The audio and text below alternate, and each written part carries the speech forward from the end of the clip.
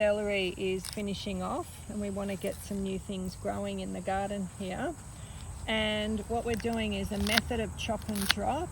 So I'm just chopping back the celery, leaving the roots in the ground, and they will break down, feed the microorganisms.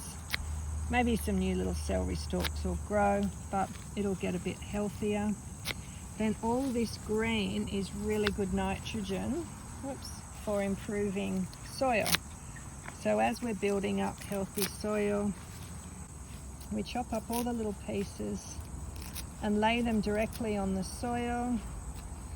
Cut those up a little bit smaller to little pieces. The smaller the pieces, the quicker it breaks down. And then we spread it over the soil like that. You can add some blood and bone or fertilizer to help that decompose. And then what we do with all nitrogen, we always cover it with carbon, just like we do when we're composting.